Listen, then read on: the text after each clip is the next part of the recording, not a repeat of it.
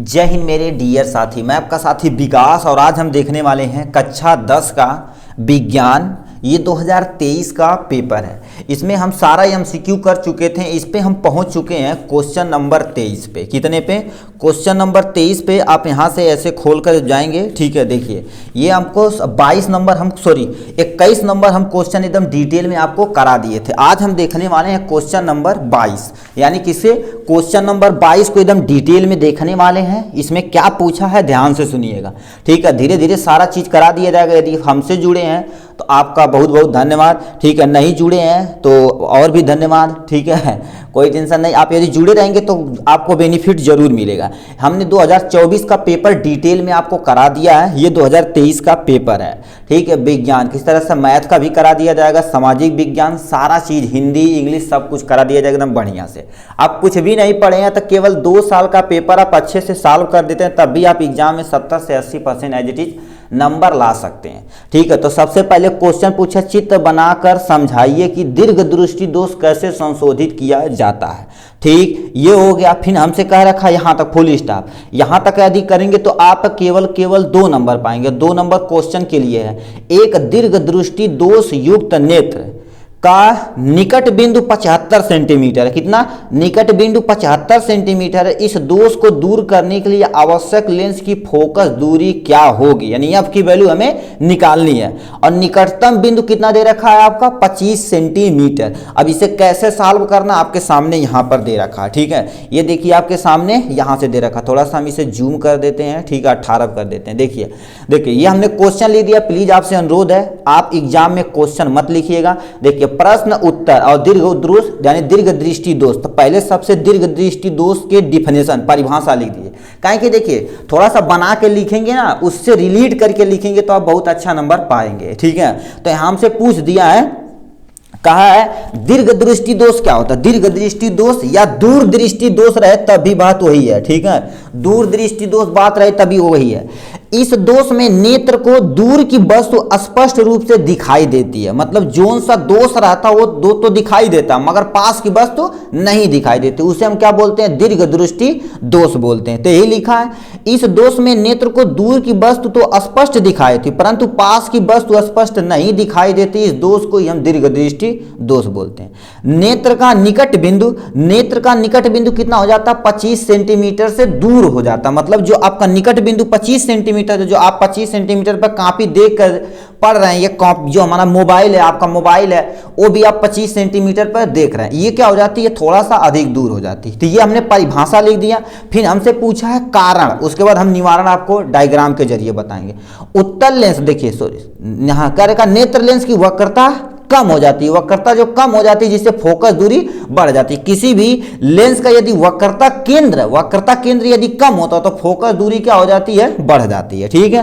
वस्तु का प्रतिबिंब आंखों की रेटिना पे न होकर रेटिना के पीछे बनता। क्या बनता है? रेटिना के पीछे बनता। अब निवारण कैसे करना यानी संशोधित करना इसे आपको हम बताते हैं एकदम बढ़िया से। देखिए आपके सामने ये प्यारा सा डायग्राम है, ठीक है। हम थोड़ा सा कॉपी यहाँ से ले लेते हैं, ठीक है। कॉपी आप ही ले लेते हैं तो आपको बहुत अच्छे समझ में आ जाएगा, ठीक है।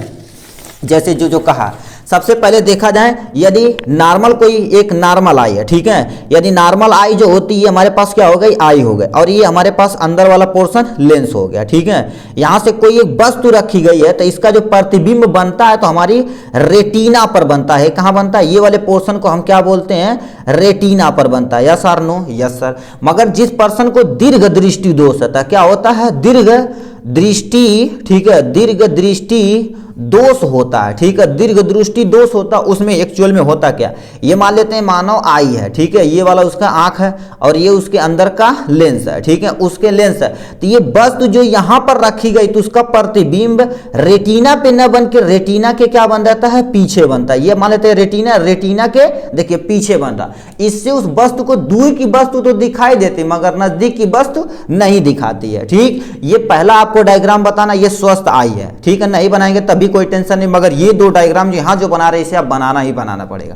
एक क्या हो गया, रेटिना के क्या कर देती है, जो रेटिना के पीछे बनती है, इसलिए हमें कोई वस्तु नजदीक की वस्तु स्पष्ट दिखाई नहीं दे। अब इसके निवारण के लिए क्या करना पड़ेगा, निवारण करने के लिए बताओ ऐसे लेंस का प्रयोग करना पड़ेगा जो ये लेंस यहां जा रहा है इसे क्या करके कॉन्टेक्ट करके नजदीक कर दे।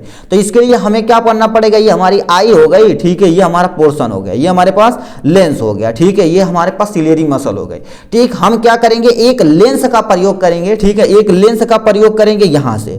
देखिए ये लेंस करेगा क्या, आप सुनिए, देखो वस्तु जो आपकी यहां थी इसे वस्तु को शिफ्ट कर देगा यहां पर, ठीक है, ये वस्तु को शिफ्ट कर देगा यहां पर, जो रेटिना पर हमारी बन रही थी आराम से क्या करेगी, यहां से बन जाएगी। एक्चुअल में देखो वस्तु यहां पर है, ठीक है, ये वस्तु यहां पर, मगर इससे क्या कर दिया, पहले बन गया, इसी को निवारण बोलते हैं। अब ये जो लेंस यूज किया गया इसे हम क्या बोलते हैं, उत्तल लेंस बोलते हैं। क्या बोलते हैं, उत्तल लेंस बोलते हैं, ठीक है। हम क्या कर देंगे, यदि दूर दृष्टि दोष रहेगा तो हम उत्तल लेंस का प्रयोग करेंगे, जिससे हमें दूर की वस्तु तो दिखाई दे रही, नजदीक की वस्तु आराम से दिखाई देगी। यही हमने क्या करिए, देखिए डायग्राम बनाया। ये आपके पास क्या होगा, ये दोष है जो रेटिना के पीछे बन रहा है। एक्चुअल में तुम्हारे पास क्या बन गया, ये रेटिना के देखिए पीछे बन रहा है, तो यहां पर लिखा प्रतिबिंब रेटिना पर ना होकर रेटिना के पीछे बनता है, रेटिना के पीछे बनता है। निवारण करने के लिए हम किसका यूज करेंगे, उत्तल लेंस का प्रयोग करेंगे। किसका, उत्तल लेंस का प्रयोग करेंगे। ये हो गया। तो हमने क्या कर दिया, यहां तक हमने क्वेश्चन यहां से अटेम्प्ट कर दिया। अब नेक्स्ट क्वेश्चन हमसे यहां से क्या क्या पूछ दिया, ठीक है। देखिए अब हम आपको लाते हैं, पेपर दिखाते हैं, ठीक है। देखिए हमसे पूछा जो था, देखिए निकट दृष्टि दीर्घ दृष्टि दोष की संशोधित कर दिया, तो हमने संशोधित कर दिया, कोई टेंशन नहीं सर। अब हमें ये जो नीचे क्वेश्चन दिया गया इसे हम कैसे करेंगे सर, इसे भी हम आपको करके दिखाते हैं, ठीक है। तो यहां से हम क्या कर देते हैं, ठीक है, यहां से हम लेके देखिए हमसे, ठीक है, हमसे यहां पर दे दिया है, ठीक, इसे हम यहां से थोड़ा सा आपको करके दिखा देते हैं। देखिए उसमें कहा था, आपके सामने जो पेपर थोड़ा सा रहेगा तो समझ में आएगा। देखिए दूर दृष्टि दोष का जो आपके पास क्या हो गया, निकट बिंदु 75 सेंटीमीटर, मतलब जो प्रतिबिंब बन रहा था, प्रतिबिंब V की वैल्यू तुम्हारे पास कितना हो जाएगा, उत्तल लेंस था। उत्तल लेंस के लिए हम क्या कर देते हैं, माइनस में प्रयोग करते हैं। किसका, माइनस में प्रयोग करते हैं, 75 सेंटीमीटर, सही है। निकटतम बिंदु था, यानी निकटतम जो वस्तु था वो U की वैल्यू थी, क्या थी, ये V है भाई, ठीक है। U की वैल्यू कितना दे रखा, -25 सेंटीमीटर देखा, यस। अब हमसे यहां पर कहा क्या है, देखिए कह दिया है, देखो निकटतम बिंदु 75 सेंटीमीटर और लेंस की फोकस दूरी क्या होगी, हमने F की वैल्यू निकालनी। किसकी वैल्यू निकालनी है, F की वैल्यू हमें निकालनी है, यही हमसे पूछा था। तो हम एक फार्मूला जानते हैं, ठीक है, फार्मूला जानते हैं, 1/F बराबर 1/V माइनस 1/U, ये हमारा फार्मूला। इसी फार्मूले पे आप रख देंगे, आंसर आ जाएगा। ध्यान से सुनिएगा, देखिए 1/F बराबर हमारे पास 1/V, V की वैल्यू कितना दे रखा हमसे, -75 सेंटीमीटर, ये हो गया। और माइनस हम क्या कर देते हैं, जितना दे रखा माइनस U की वैल्यू कितना दे रखा, 25 सेंटीमीटर, ये हो गया। यस और नो, यस सर, ठीक है। अब इन दोनों का जब देखो, पहले हम ओपन कर देते हैं ब्रैकेट को, ये जो कामा दे रखे ये वाला तुम्हारे पास, जिसे हम क्या बोलते हैं, ब्रैकेट बोलते हैं, कोष्टक बोलते हैं हिंदी में, इसे हम पहले ओपन कर, ये माइनस है तो ये उठ के माइनस यहां चला आएगा, 1/, कितना हो जाएगा 75, ये माइनस माइनस क्या हो जाएगा प्लस, यानी 1/, कितना हो जाएगा 25। यस और नो, यस सर। अब इन दोनों का जब एलसीएम निकालेंगे तो हमारे पास कितना आ जाएगा, 75 आ जाएगा।